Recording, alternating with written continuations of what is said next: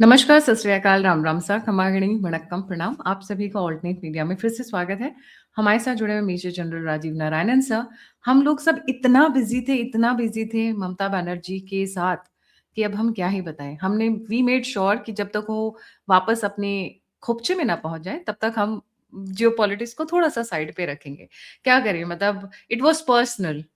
This was a personal war for most of us, जितने भी राष्ट्रवादी जुड़े हुए थे।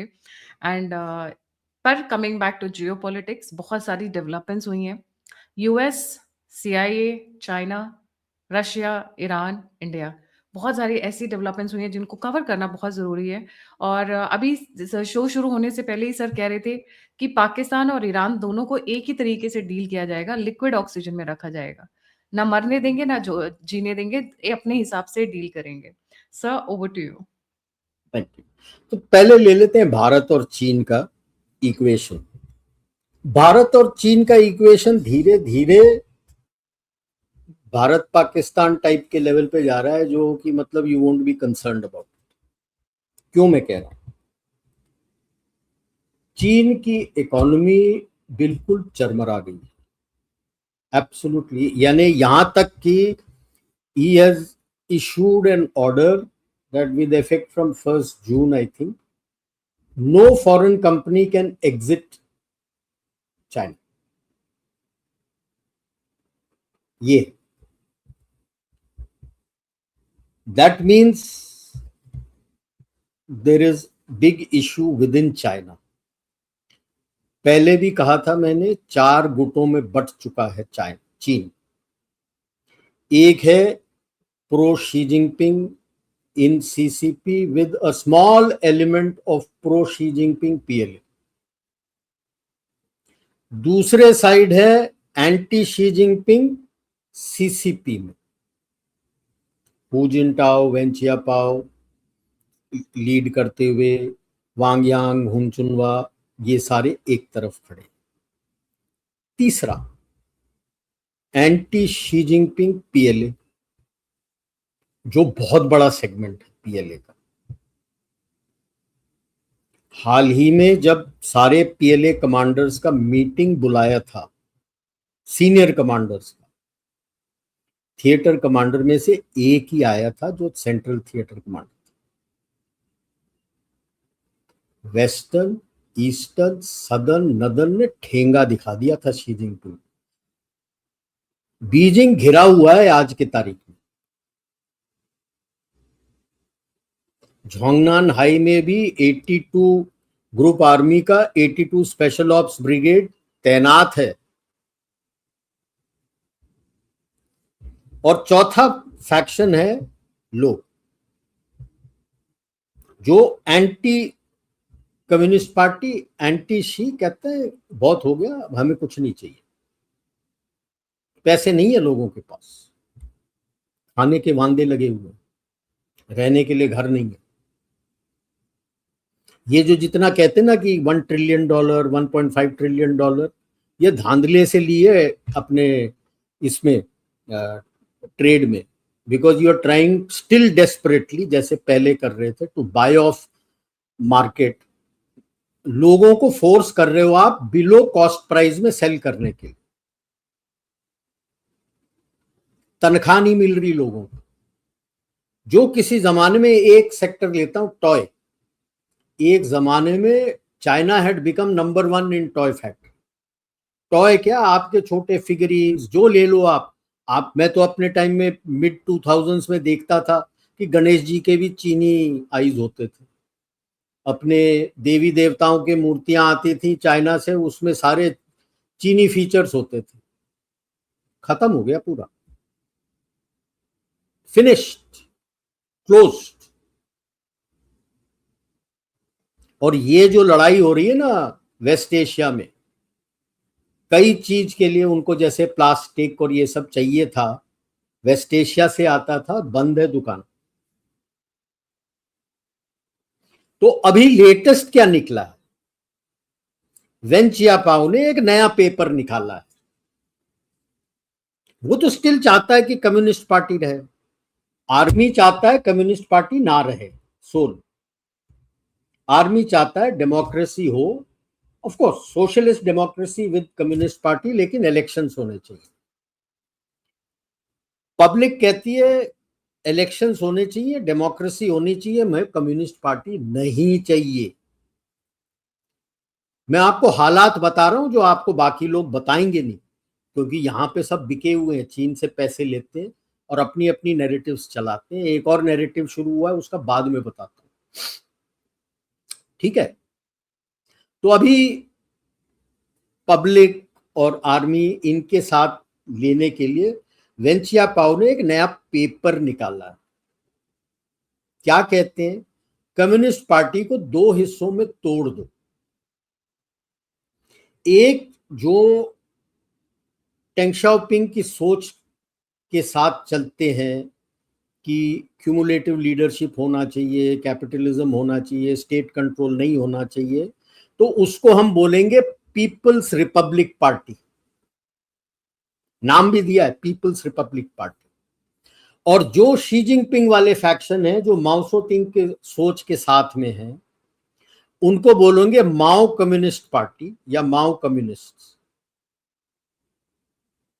और अब इलेक्शंस कराएंगे इन दोनों के बीच में, ताकि जो कम्युनिस्ट पार्टी स्टाइल में रह रहे थे वो स्थिर रहेंगे, लेकिन अपना नकाब बदल देंगे, जैसे यूपीए ने इंडी अलायंस बनाया था। भूल जाते हैं, जो पब्लिक है सब जानती है। यहां पे फंसा हुआ है, यहां पे फंसा हुआ है चीन। फैक्ट्रियां बंद हो रही हैं। अगर आपके तीन जो इकोनॉमिक गढ़ थे, बीजिंग, शंघाई और ग्वांगझाओ, यहां पे इकोनॉमिक एक्टिविटी चरमरा गई है, बाकी शहरों का आप सोच लो।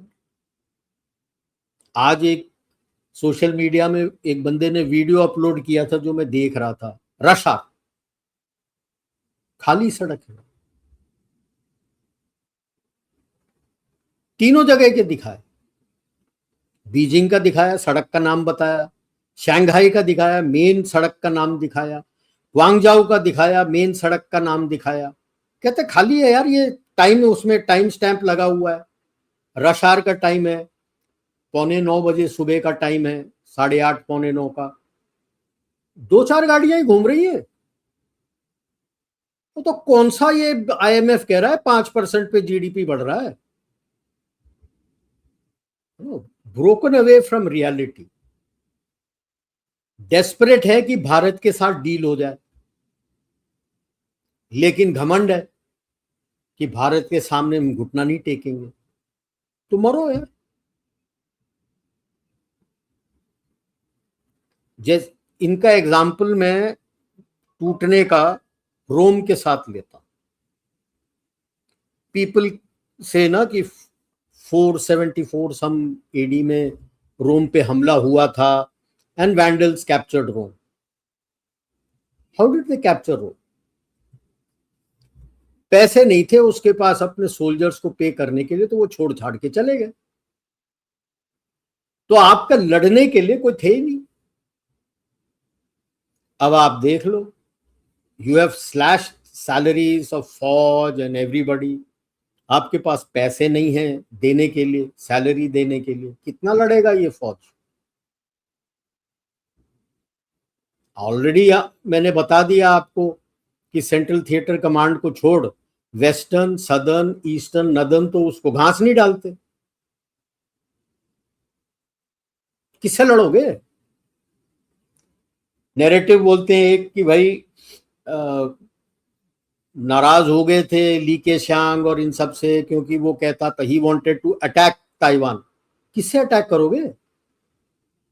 कम्युनिस्ट पार्टी के साथ? तेरे फैक्शन है कम्युनिस्ट पार्टी के साथ, फौज जाती है, फौज तो तेरे साथ ही नहीं है। अभी भी नैरेटिव चलता है वेस्ट से एंड यूएस से। I don't blame them, US को, क्योंकि वो ज्यादा पैसा मांग रहे हैं अपने लिए, फौज के लिए। नॉट एग्जैक्टली फौज, मिलिट्री इंडस्ट्रियल कॉम्प्लेक्स, जहां से वो पॉलिटिशियंस पैसा लूट सकते।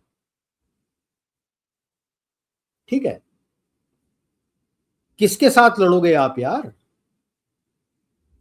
आपके सारे हथियार थैंक यू हो गए। अभी कल ही आपने एक्सेप्ट कर लिया था कि आपके स्पेशलिस्ट भी थे वहां पे पाकिस्तान को सिखाने के लिए। बता क्यों नहीं देते यार, क्या क्या हुआ था, कौन सा कंडम हो गया था तेरा हथियार।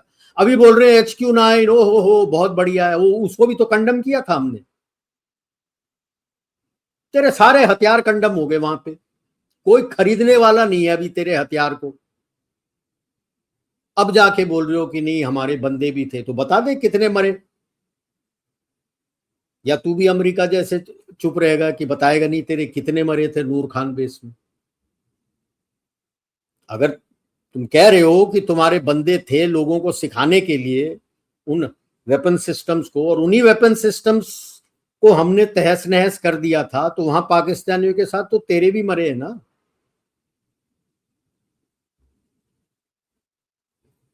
ये सिचुएशन है आज चीन का कि कोई उससे बात करने को तैयार नहीं है,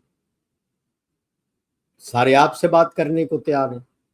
अब ग्लोबल नॉर्थ का प्रॉब्लम ये है ना कि वो दिखाना नहीं चाहते संसार को कि जो पुराना उसका कॉलोनी था जिसको स्लेव बोलते थे, उसके सामने घुटना टेक के मांग रहे हैं कि भैया मदद कर दो। ये यूएस का भी हालत है, बगैर भारत के वो थैंक यू है। इंडो पैसिफिक में बगैर भारत के कख नहीं कर सकता वो, zero, he can do nothing. Bharat के मार्केट के बगैर थैंक यू है। क्योंकि आज अगर आप देखोगे, चाहे जो बोल दो कि डॉलर का रेट इतना ये है वो है, खरीदारी भारत में हो रही है, इंटरनल कंजम्पशन, और लोगों के पास पैसा है भारत में खरीदने के लिए। यूरोप की मार्केट चरमरा गई है, उनको पैसे चाहिए खरीदने के लिए, वो पैसे बनेंगे जब वो हमारे मार्केट में आएंगे। अब मार्केट में आएंगे हमारे टर्म पे। वो भी चीन को कहा है कि 10% FDI एक्सेप्ट किया है नॉन क्रिटिकल एरियाज में, वो भी हमारे टर्म्स पे। ज्यादा आना है, जहां भी आना है मेरा टर्म है उस पे आना है, आ जा, वरना टाटा बाय बाय।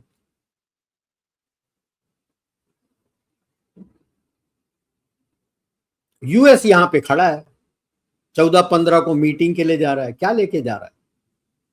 दोनों नंगे, नंगे नहाएंगे क्या, निचोड़ेंगे क्या? जी। क्यों मैं कहता हूं यूएस नंगा है? किसी एक जमाने में सेकेंड वर्ल्ड वॉर के बाद till the late 60s early 70s US was the manufacturing, global manufacturing hub. चीज सब यूएस से आता था। बचपन में हमारे फ्रिज भी यूएस से आते थे, ये एलजी शेलजी ये सब कख नहीं था। वेस्ट का भी कोई फ्रिज नहीं आता था। एक होता था फ्रिजिडेयर, केल्विनेटर, एक दो और थे मैं नाम भूल रहा हूं, ये सारे यूएस के थे। हमारे घर में केल्विनेटर था। आपको जो चीज चाहिए था यूएस से आता था। फिर उन्होंने पैसे की लालच में, क्योंकि यहां पे कॉस्ट ऑफ लेबर बढ़ गया, लेबर लॉस बहुत टाइट हो गए, एमएनसीज ग्रीडी हो गए, तो पहले western Europe, Korea, Japan, south east Asia में कुछ यहां फैले, उसके बाद चीन में फैले। आपका पिन, सेफ्टी पिन तक तो बाहर से आता है, क्या है तेरे पास बेचने के लिए? सुपर हाईटेक की जगह क्या है? अब वो सुपर हाईटेक भारत में आ रहा है। 2000 जो ग्लोबल कैपेबिलिटी सेंटर्स हैं हर सेक्टर में, वो तो सुपर हाईटेक है सारा। आज से 5 साल IPR हमारा होगा, क्योंकि 58% गवर्नमेंट ने पैसा डाला है। तो आज से 5-7 साल बाद जो भी नए निकलेंगे टेक्नोलॉजी, वो तो आपके, यूएस के थोड़े।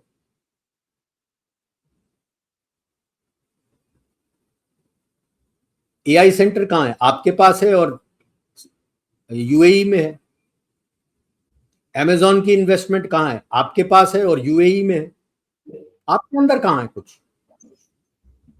क्योंकि जब आपने इस तरह से डाइवर्सिफाई करके निकाल दिया, आपके पास ट्रेंड मैन पावर भी नहीं है,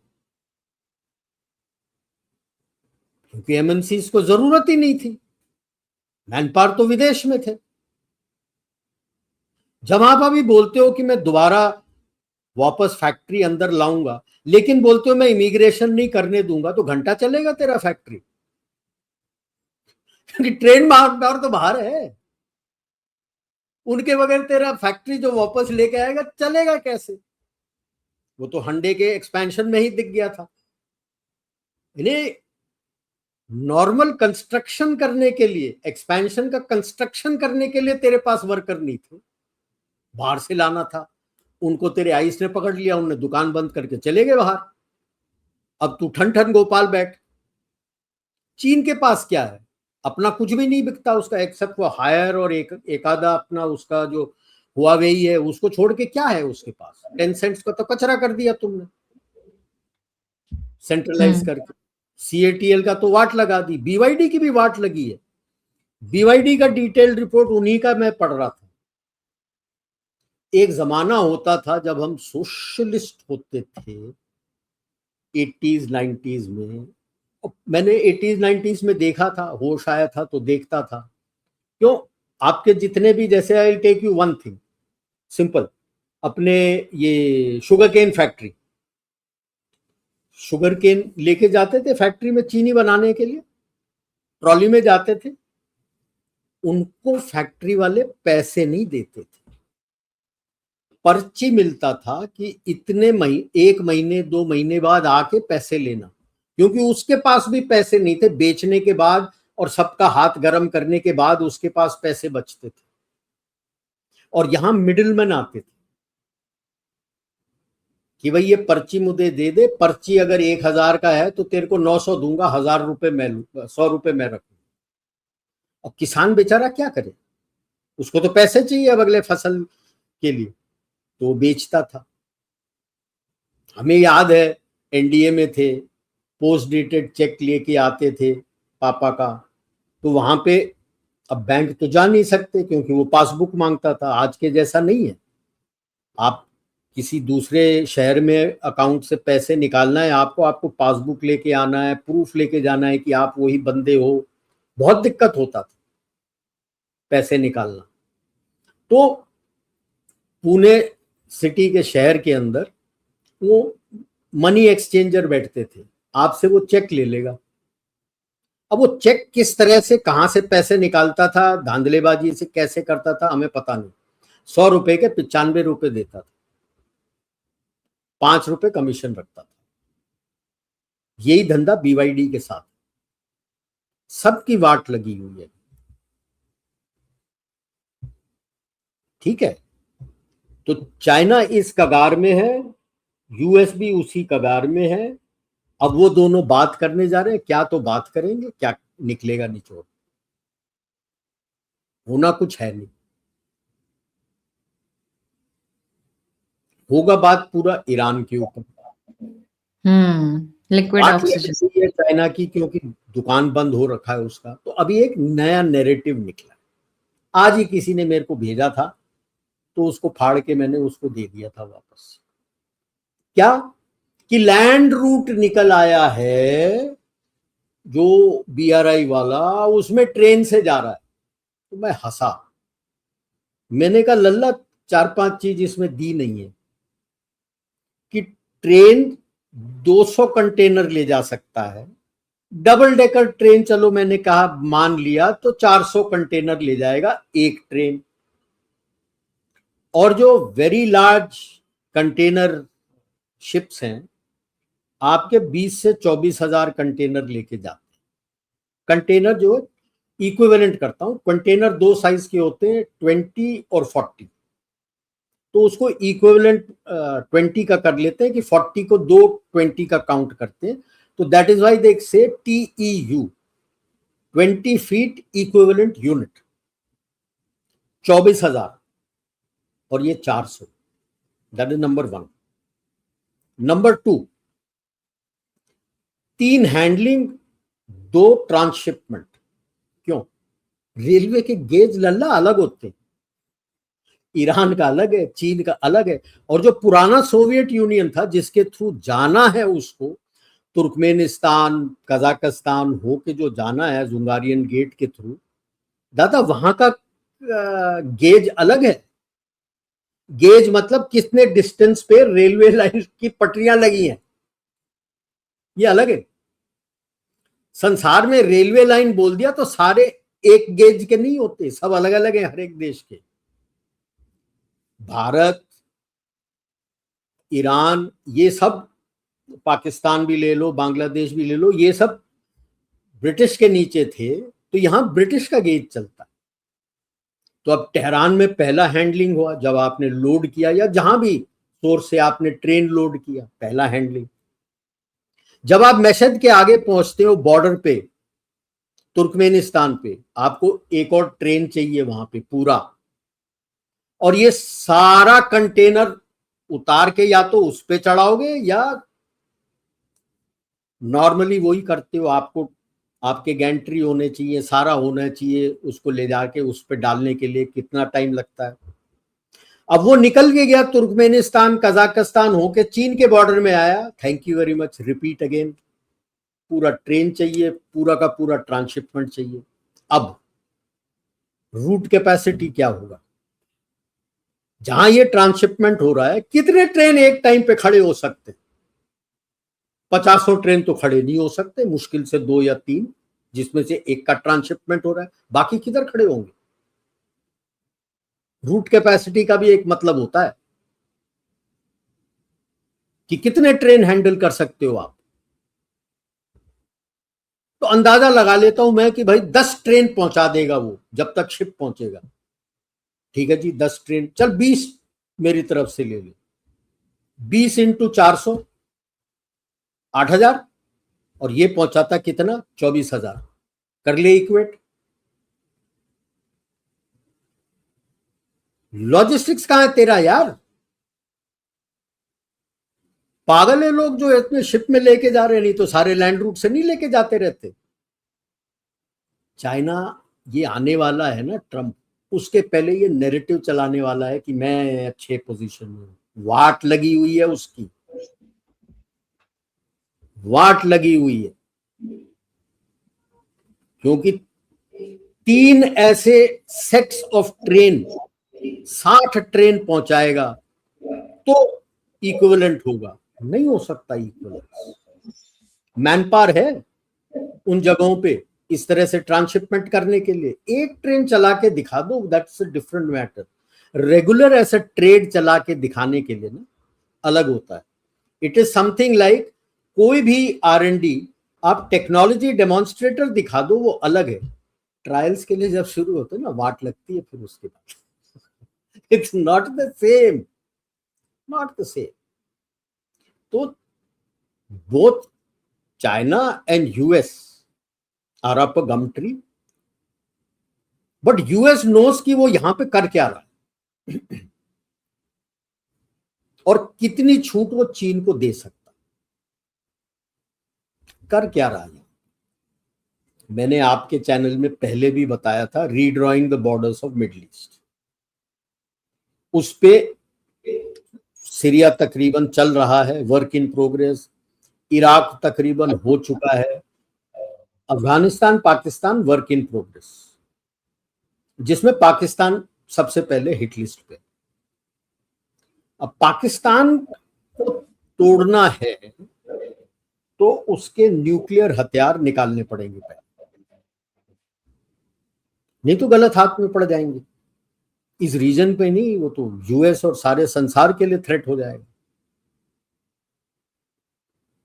क्योंकि ये जितने भी है ना, इसमें शक मत करना आप, चाहे तालिबान हो, चाहे अलकायदा हो, चाहे आईसिस हो, इन सबका फंडिंग US से आता है,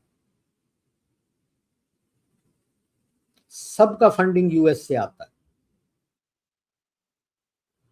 आईसिस, अलकायदा को एनुअली क्लोज टू $700 मिलियन आता है USA से, और एवरी वीक तालिबान को $87 मिलियन आता है, every week. Al Qaeda threat, ISIS threat, ये सारे CIA ने क्रिएट करे।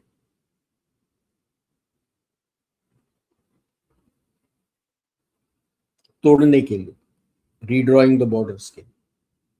अगर ये हिजबुत तहरीर और ये सारे सब सोचते हैं, ये अल शम्स वाले क्या जोलानी कि हो हमने बहुत कुछ तीर मार लिया, आज से 10 साल बाद देखना इनका क्या हालत हो। तो पाकिस्तान से न्यूक्लियर हथियार निकालना, अगर न्यूक्लियर हथियार निकालना है तो ईरान का न्यूक्लियर थ्रेट रहना है। क्यों? तभी सऊदी अरेबिया, जिसने पूरा फंडिंग किया हुआ है इस इस्लामिक बॉम्ब के लिए, जब बना था it was called Islamic bomb, funding अभी सऊदी अरेबिया देता है, तो सऊदी अरेबिया ने खींचना है ये अपने लिए। तो उसका पहला स्टेप क्या था?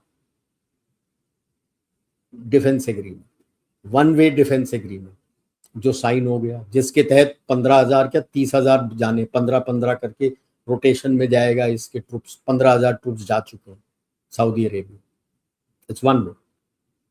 तो क्या आज के तारीख में वो ईरान के न्यूक्लियर एम्बिशन को डिफेंग कर देगा? सवाल ही नहीं पैदा होता। छोटी मोटी ये वो सारा कुछ चलता रहेगा, थ्रेट वो रहेगा, फिर बढ़ाएगा। अब नेक्स्ट जब बढ़ाएगा तो इससे हथियार ले लेगा और दबाव आएगा पाकिस्तान पे कि हथियार दो वहां पे, और हथियार देने के बाद उसको डिफैंग करेगा ईरान को। जैसे ही ईरान का न्यूक्लियर एम्बिशन डिफैंग हुआ, सऊदी अरेबिया के न्यूक्लियर वेपन्स जितने भी पाकिस्तान से आए थे सब डिफैंग हो जाएंगे। उसके बाद पाकिस्तान का थैंक यू हो जाएगा। लंबा गेम खेल रहे हैं ये, प्लीज रिमेंबर दैट। हम कई दफा लोग कहते हैं यूएस को पता नहीं, ट्रंप को पता नहीं। ट्रंप वगैरह मुखौटा है। जो भी वहां पे आता है ना, रिपब्लिकन व्हाइट हाउस में या डेमोक्रेट व्हाइट हाउस में, वो मुखौटे हैं। They are playing the game what they have been told to play. ये है। तो इसी करके अभी वहां पे चीन के साथ थोड़ा बहुत छूट दे देगा ईरान की तरफ से, ईरान के लिए। तो China feels happy, Iran feels happy, वहां से कुछ ले लेगा, फिर US people will feel happy कि अच्छा हो गया है। यही छोटे मोटे चलते रहेंगे, लेकिन ये लड़ाई लंबी है, इतने जल्दी खत्म नहीं होने वाली। और चीन को समझ नहीं आ रहा है कि गेम क्या खेला जा रहा है उसके साथ। हांगकांग को अभी भी वो अलग रखता है अपने ट्रेड से। आप बोलो हांगकांग एक ही है तो वो रोता है। It's a double edge sword. भूल गया वो कि हांगकांग का डेमोक्रेसी वेव में कितने पैसे आए थे। आप उसको पता भी है हांगकांग से कितने पैसे अंदर चले गए मेनलैंड में। अब पब्लिक रास्ते पे आ गई है तो द फैनिंग विल स्टार्ट। अभी आप देख लो, 3 फैक्शन है चाइना की, रफली talking the same language, modification के साथ। एक तो anti PLA, anti Xi Jinping PLA है, being led by Liu Yuan, who is the son of Liu Shaoqi, ex-president of या chairman of China during cultural revolution, जिसे माओ ने perch करके jail में मारा, उसका बेटा है। रिटायर हो चुका है पॉलिटिकल कमिश्नर, वापस आया है। And he the day Chang Yujia and Liu Zhenli were arrested, he is taken off control of the PLA, and he has full support of the princelings. Princelings in China वो हैं जिनके पूर्वज, बाप दादा have been either part of senior officials in either PLA or the Communist Party. उनके बच्चों को princelings कहते हैं। He has full support now of PLA and princelings who are talking of socialist democracy elections where Communist Party will also be part of it. Next you have the Aam Janata who are sick and tired of Communist Party and Xi Jinping and say there should be democracy, elections, but no Communist Party. And third faction, now which has modified itself, Wen Jiabao, कि भाई communist party को दो हिस्सों में तोड़ दो। जो pro capitalism and cumulative decision making capitalism उस पे जाते हैं, उसको हम पीपल्स रिपब्लिक पार्टी कहेंगे, और जो शी जिनपिंग फैक्शन है उसको हम माओ कम्युनिस्ट कहेंगे। And we have elections hoping that हम जीत जाएंगे।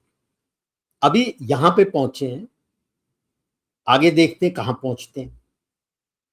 और जब ये होगा और दोनों तरफ पीएलए पे लड़ाई होगी, तो क्या आप सोचते हो तिब्बत और सिंचियांग पे आप कंट्रोल रख पाओगे? मौके पे चौका मारना चाहिए। मांचूरिया आपके पास रहेगा, नई मंगोलिया आपके पास रहेगा, क्या होगा? सोच लो। बल्कनाइजेशन। आपने आप पे न्यूक्लियर हथियार चलाओगे जो बाकियों को बोल रहे, क्योंकि सब ग्रुप आर्मीज के एरिया में कोई ना कोई न्यूक्लियर बेस तो है ही है। This is a very dangerous situation which China is facing. So do you mean to say that Trump is slowly and gradually moving towards balkanization of China? Gradually moving towards No, balkanization of China? they will give money to the supporters सब तरफ ना। हाँ, तो वही तो तरीका होता है ना, सिर्फ अपने हथियार थोड़ी ना बिल्कुल, अपनी आर्मी थोड़ी ना बिल्कुल, बेचते हैं। बिल्कुल। लड़ो और पैसे आपस में ले लो, और लड़ो, हथियार ले लो। आपस में लड़ो। But what he is not seeing is उसके खुद के अंदर सेंध हो रखा है, यूएसए के अंदर ही खुद सेंध हो रहा है। The Republicans and Democrats don't see eye to eye at all. And जितने भी जगह आपके वो गवर्नर्स आ रहे हैं या मेयर्स आ रहे हैं, वो शहर को छोड़ के तो the companies are walking out. Latest है सियाटल से, I think the mayor is a woke mayor, a lady has got elected. अपना अमेजोन ने दुकान बंद कर दिया सियाटल में, वो रो रही है 8,000 जॉब चले गए। अब 8,000 हमारे लिए कम है, बट 8,000 यूएस के लिए बहुत ज्यादा है, बहुत ज्यादा है। और एक शहर के लिए 8,000 जॉब चले गए तो वाट लग गई। जैसे ही वो इलेक्ट हुई है, वो दुकान बंद करके चला गया। अभी ममदानी थोड़ा दबा हुआ है, क्योंकि क्लियर बोल रखा है वॉल स्ट्रीट ने, उंगली करोगे यहां, फ्लोरिडा ने बुला लिया उसको, मेरे पास आ जाओ। फ्लोरिडा में रिपब्लिकन्स है, फ्लोरिडा ने बोला मेरे पास आ जाना। तो ये डर है मामदानी के लिए कि न्यूयॉर्क से अगर ये निकल के चले गए, फिर तो यूएन हेडक्वार्टर्स भी निकल जाएगा, वहां से सब निकल जाएंगे। थोड़ा दबा हुआ है, लेकिन बीच बीच में दांत दिखाता है, थोड़ा डरा हुआ है, इसीलिए कि पैसे चले जाएंगे, सब कुछ चले जाएगा, न्यूयॉर्क का इंपॉर्टेंस खत्म हो जाएगा। उसके बाद वोकिज्म इन न्यूयॉर्क खत्म हो जाएगा, बिल्कुल, because public will become very angry, they losing jobs. See if I let us say tomorrow people turn around and tell USA nonsense, we don't want the UN headquarters to be with you, enough, you don't bring much to the table now apart from ladai everywhere and creating problems everywhere, we will take New York, the UN headquarters and everything away to a neutral country. What happens to the people of New York? What happens to the people of USA जो आसानी से उनको job मिल जाता था in the UN headquarters? Is not just symbolic of a UN headquarter moving out from New York and let us say hypothetically to Switzerland. Geneva में पाले दी नाट्सियों, पुराना league of Nations के हेडक्वार्टर्स, 4 तो यूएन के entities है वहां पे, let us say hypothetically it goes back to Geneva. What happens? Jobs, दुकान बंद हो गई आपकी। और साथ साथ अगर वॉल स्ट्रीट निकल के फ्लोरिडा चला गया, न्यूयॉर्क तो कंजर हो गया। ये डर है ममदानी के लिए, इसीलिए थोड़ा चुप बैठा हुआ है, बट सेंध लगा हुआ है उनका। The two sides just don't see eye to eye with each other. How long will you manage to hold on to people? क्या अलास्का सडनली अपने आप को इंडिपेंडेंट बोल देगा और मर्ज हिमसेल्फ विद कनाडा? क्योंकि लैंड बाउंड्री तो है ही नहीं आपका अलास्का के साथ। बाकी स्टेट्स का क्या होगा, specially the west coast who doesn't see eye to eye at all with Republicans। तो अभी तक उतना प्रॉब्लम नहीं आया है यूएसए के अंदर जितना चाइना के अंदर है आज के तारीख में। That is why I said दो भिखारी क्या कर लेंगे, नंगा नहाएगा क्या, निचोड़ेगा क्या। लंबा गेम खेल रहा है, yes, but will he last that long? Game तो लंबा है, क्या आप लास्ट कर पाओगे? आपके पास कैपेसिटी रहेगा उतना लंबा गेम खींचने के लिए? जब कैपेसिटी खत्म होगा फिर क्या करोगे उस गेम का? So I am not saying that he is going to succeed और ही विल हैव समथिंग और ये वो। The basic thing is that he is playing a game to a plan. Whoever is behind the scenes, they are playing this to a plan. Will he be able to sustain, will they be able to sustain themselves that long? That is the question.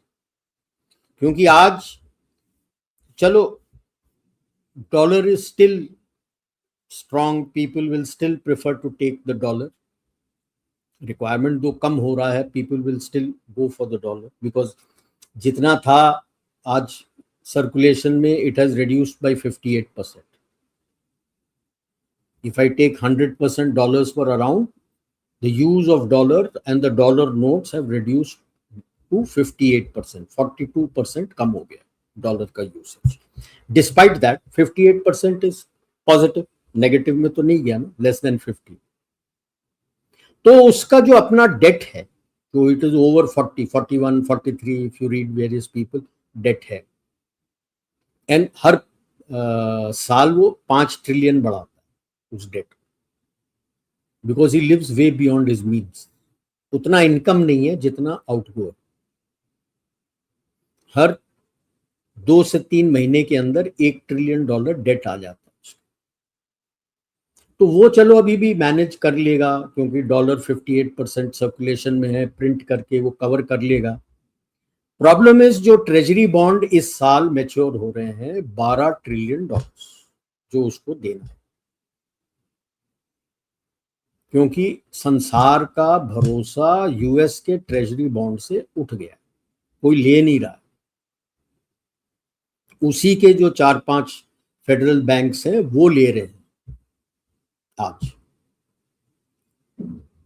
उनके constitution के मुताबिक जब ये हर Thursday को, if I remember correctly, treasury bond का auction होता है, तो जो बच जाता है कि फेडरल रिजर्व बैंक्स जो 4-5 हैं उनके, हमारा तो एक आरबीआई है, उनके 4-5 हैं जो फेडरल रिजर्व बैंक्स हैं, they are duty bound to by that. तो लेट अस प्रिज्यूम, मैं तो बहुत ज्यादा कंजर्वेटिव से भी बोल रहा हूं, 12 ट्रिलियन में से 1/4 उसने पे करना है, which is 3 trillion. A country which is creating for itself 5 trillion in debt every year, ये 3 ट्रिलियन कहां से खोद के निकालेगा?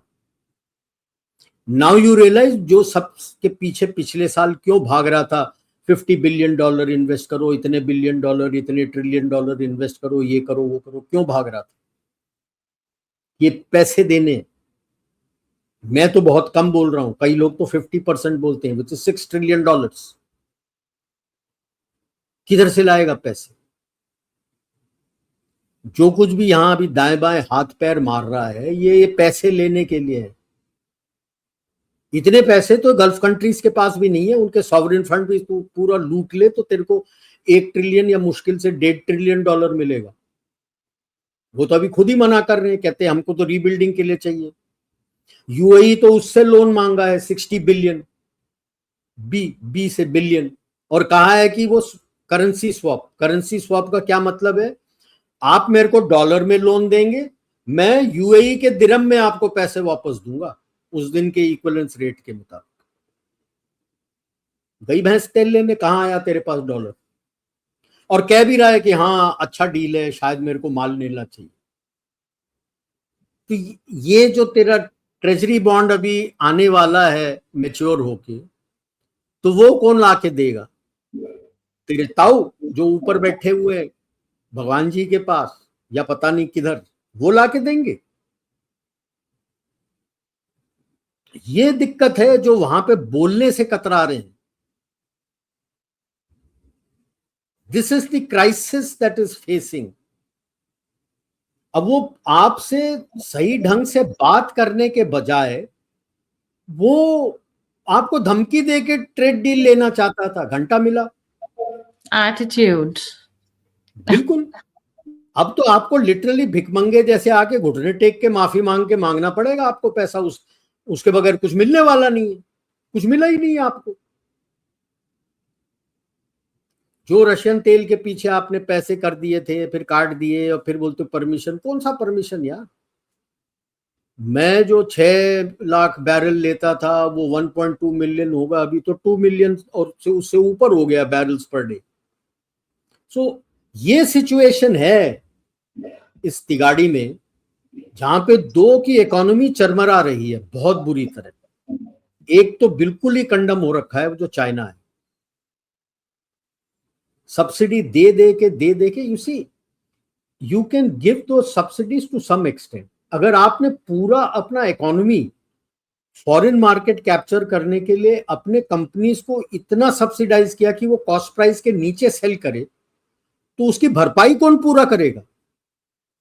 आप पूरा पैसा दे भी नहीं रहे हो कि मैंने दुनिया को दिखाना है कि मेरे पास पैसा है। तो पीछे तो मकान तेरा खोखला होता जा रहा है। दुकानें बंद हो रही है। दुकानें बंद हो रही है, बड़ी कंपनी तो बंद नहीं होगी, जैसे BYD है उसको बंद होने नहीं दोगे। BYD इकलौता तो चलता नहीं है ना, CATL हुआवेई अकेले तो नहीं चलते ना, एंसिलरीज होते हैं ना। एंसिलरीज के पास पैसे नहीं तो बेचारा करेगा क्या?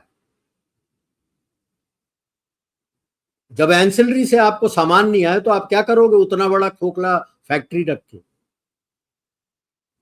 ये प्रॉब्लम चाइना फेस कर रहा है अभी,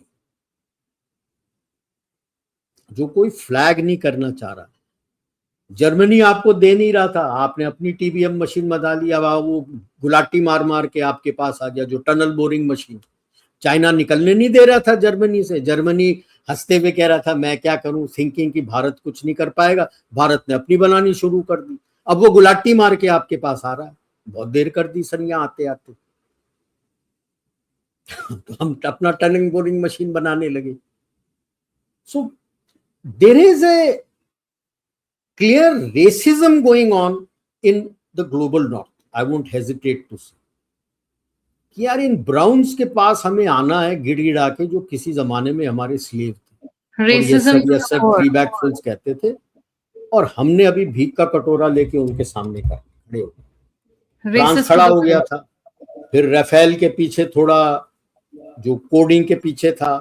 अभी लेटेस्ट सुनने में आया है कि क्योंकि आपने बोला ठीक है थैंक यू यार, हम अपना सुपर Su-30 बना लेते हैं, हमारे पास सब कुछ है, रशिया ने सारा कोडिंग दे दिया है, हम उसी को चला लेंगे और थोड़ा बहुत Su-57 ले लेंगे। अभी लेटेस्ट सुना है RFI गया है उसके पास और वो गुलाटी मार नहीं गुलाटी मार के आ जाएगा। हाँ जी yes sir 3 bags full sir, जो लेना है ले लो, नहीं तो डसॉल्ट फैक्ट्री बंद हो जाएगी उसकी। अब ये समझते नहीं है ना, ये डसॉल्ट फैक्ट्री खड़ा है चल रहा है क्योंकि इस उम्मीद में कि इसको ऑर्डर मिल जाएगा 114 हमारा, पर इन दोनों ऑर्डर नहीं मिला 114 तो कचरा हो जाएगा। इन दोनों की चक्की में जो सबसे ज्यादा पिस रहा है वो है पाकिस्तान। पाकिस्तान को तो मैं मानता ही नहीं हूँ यार। मेरे को तो एक बार इंटरव्यू में भी किसी ने पूछा था यार, मैं तो ऐसे I look at Pakistan like a pimple. थोड़ा पकने के बाद उसको काट के फेंकना पड़ता है। That's about all, that is what it is today. पूरे ही has no strategic reserve of तेल। पूरे पाकिस्तान में आज 2 या 3 दिन का रिजर्व स्टॉक बचा है, फुल स्टॉप। आंखें दिखाने आ रहा है हमारे, एक लाफा पड़ेगा, गुलाटी मारता हुआ चला जाएगा टर्की के तक, कख नहीं है उसके पास, नंगा है। एक खबर किसी ने भेजा, JF-17 पे वो अभी न्यूक्लियर वेपन डाल रहा है। यार JF-17 को तो कई लोग जंक फाइटर बोलते हैं। उड़ तो सकता नहीं है, स्पेयर है नहीं उसके पास।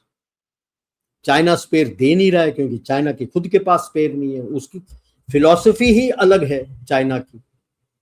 वो जो जैसे अभी J-10C बना दिया, JF-17 तो PLA चलाता नहीं।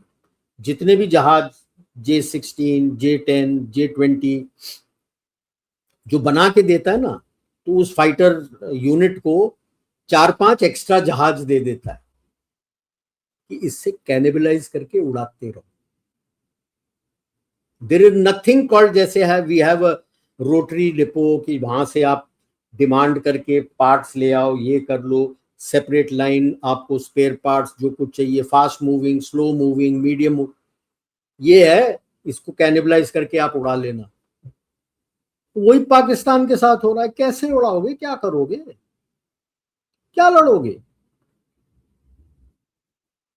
अभी तक जहां जहां हमने सेंध मार के पूरा कचरा कर दिया था, पूरा रिपेयर ही नहीं हो पाया है।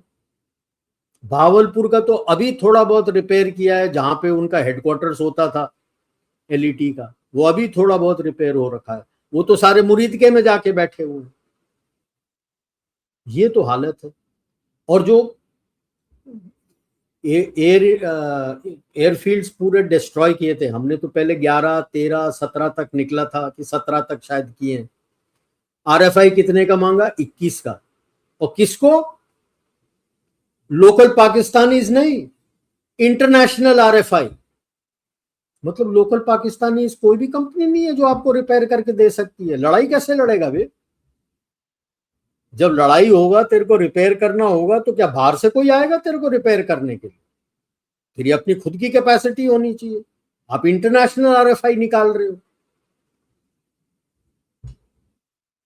तो इसीलिए मैं कहता हूँ यार, वो तो मतलब लाइक अ पिंपल है। होले होले होले होले सब संभलेंगे। Just don't और give it time. चाइना भी ड्रैगन से छिपकली से छोटा छोटा, मतलब वो छोटा सा लिजर्ड टाइप बनता चला जा रहा है। कुछ नहीं बचा उसके पास, खोखला होता वो खुद अंदर से। मैंने एक किताब लिखी थी ड्रैगन्स बाइट कि ड्रैगन पहले जलाता है और फिर खाता है, और दूसरों को जलाने के पीछे वो अंदर खुद से जल रहा है। और उस आग जो लगी है उसको बुझाने के लिए उसको कुछ पता नहीं है कैसे करना। जो इकोनॉमी की सेंध लगी हुई है, उन्हें कुछ समझ नहीं आ रहा है कैसे इस इकोनॉमी को ठीक करना। डिट्टो विद पाकिस्तान, अंदर सेंध लगी हुई है, कोई पता नहीं है मैंने कैसे सॉर्ट आउट करना, लेकिन गुंडागर्दी मैंने पहले जैसे करनी। और जो इकोनॉमी की वाट लगी है, कुछ पता नहीं है उनको कि मैंने इकोनॉमी को कैसे सुधारना। ये है जहां पे आप खड़े हो, where everyone says, including IMF and World Bank, that global economy rests on the growth of Indian economy. मेरा स्टेटमेंट नहीं है। IMF leader in 2025 and 2026 has made this clear statement कि the global economy rests on the growth of Indian economy, not European, not American, not Chinese. Global north नहीं, भारत।